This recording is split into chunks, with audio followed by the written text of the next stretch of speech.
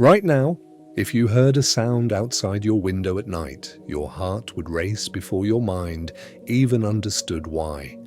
That reaction is not random. It is ancient, and 300,000 years ago, it was the only thing standing between your ancestors and a creature built like a nightmare with a body count. Picture this, a lakeside in what is now Germany. Your ancestor crouches near the water, spear gripped tight. Less than 100 meters away, something is watching. A cat the size of a male lion with canine teeth over 10 centimeters long, built to puncture and hold. This was not a myth. This was Tuesday. So what did your ancestors actually do when something like this was hunting them? The answer is not the chest-thumping caveman battle you are picturing.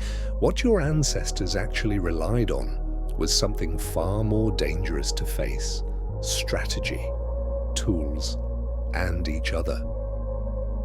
In 2014, archaeologists at a site called Schöningen in Germany uncovered wooden spears over 2 meters long, buried alongside the teeth and bones of Homotherium latidens, an extinct saber-toothed cat. Dr. Jordi Sarangeli of the University of Tübingen determined these spears were not only used for hunting deer and horses. Your ancestors, likely Homo heidelbergensis, may have used these exact weapons defensively. When the cat appeared, the spear was the only plan. But here is what most people get wrong about ancient predator encounters. Your ancestors were not constantly sprinting for their lives like a horror movie extra. Mark Roberts, an archaeologist at University College London, points out that early humans were already apex predators themselves, capable of killing and butchering rhinos, bison, and giant deer. The relationship between your ancestors and the deadliest creatures of their world was less prey versus hunter, more two heavyweight champions sharing the same gym. There is even more dramatic proof of this in Spain. At a site called Gran Dolina, paleoanthropologist Ruth Blasco uncovered 17 bones from an extinct cave lion, a beast notably larger than today's lions.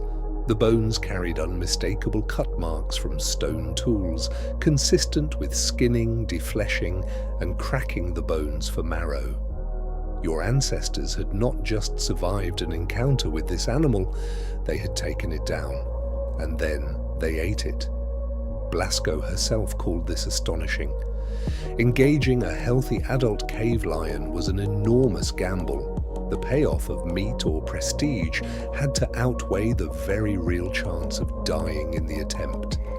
Whatever happened that day, it reveals something wild about your ancestors. They looked one of the most dangerous predators on the planet directly in the eye, and they won. So how did they pull this off without losing every encounter?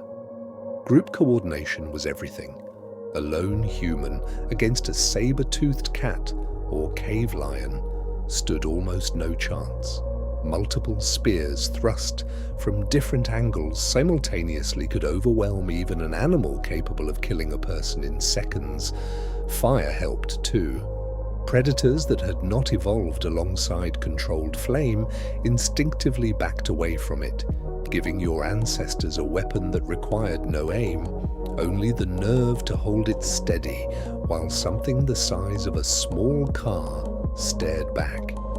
This was the daily texture of your ancestors' lives, hunting massive animals for food while simultaneously avoiding becoming food, defending a fresh kill from scavenging dire wolves and short-faced bears that could smell blood from kilometers away.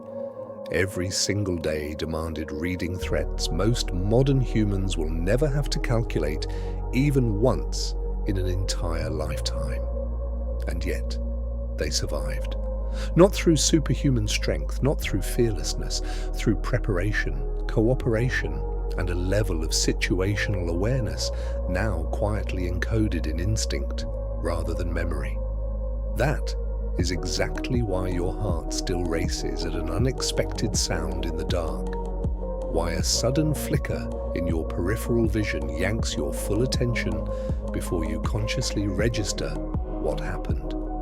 None of that is irrational. It is the same threat detection system your ancestor used at that lakeside, staring down something built entirely to end them. You will likely never face a saber-toothed cat, but the wiring that let your ancestors walk away from one is still sitting quietly inside you, fully loaded, waiting for a reason that almost never comes anymore. The predator outside your window tonight is probably nothing, but 300,000 years ago, your ancestor's heart raced for the exact same reason yours just did. And that ancient reflex is the only reason there was ever a you here to feel it.